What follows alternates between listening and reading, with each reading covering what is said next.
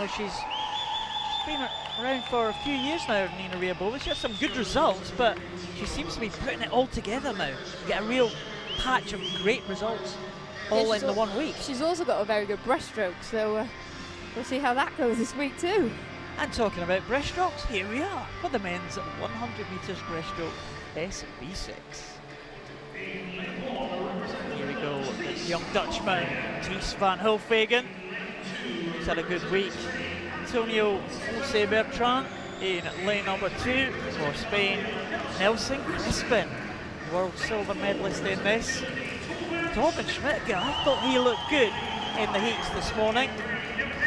But this man, well, how much was he holding back? The world record holder, Yevheniy BOHODAYKO.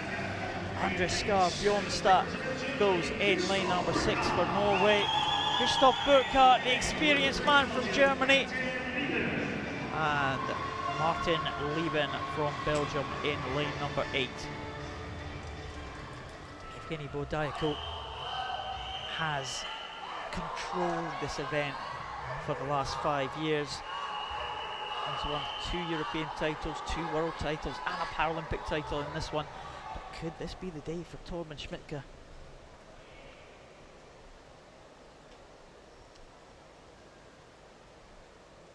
Norwegian swimmer BJORNSTAD just getting steadied on the block by his coach, and they're off. Well, BJORNSTAD was somewhat left in the blocks. BOHODAYKO got off very well, as we expected that he would, and Nelson Crispin too, in that kind of purpley pink cap. And it's those three, Crispin, Schmidtke and BOHODAYKO, challenging for the lead.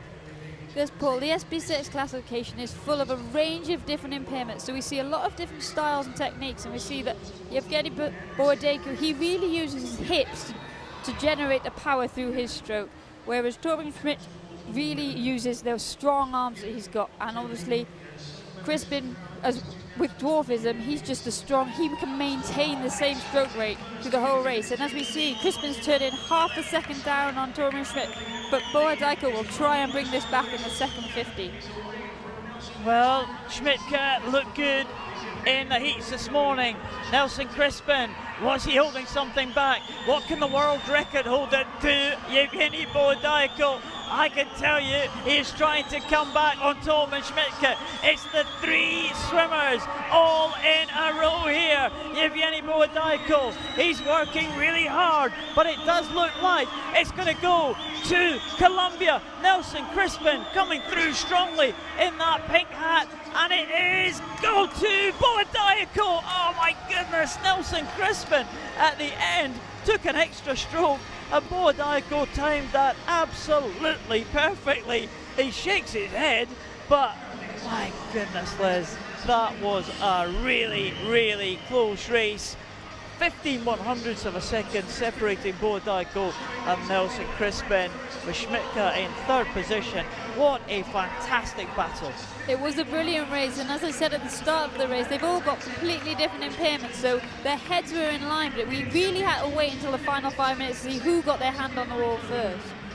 Torben Schmidtke, he has a disadvantage at the start, but he managed to generate so much power that he brought that through down the first 50, got to turn first, and really, Yevheniy BOHODAYKO really only took that victory in the final stroke. Well, I hope we see the finish of Nelson Crispin there, because he was certainly coming into the wall ahead of BOHODAYKO there. Here they come into the finish, Liz. Well, that's just a little bit further down there. You see Schmidtke just being pulled back by the 2. Here's Crispin into the finish now. He has got short arms. Oh, he took an extra stroke. Look at that at the end for Nelson Crispin. That's what cost him it. Sometimes it comes down to a decision, but I think with Nelson Crispin, he's got such a high stroke rate and such short arms that he didn't have the option to glide, and he had to put in that extra stroke, and unfortunately for him, it was just 1 stroke too many. It was a perfect finish though for Yevheniy BOHODAYKO. He takes the gold ahead of Nelson Crispin and Torben Schmidt.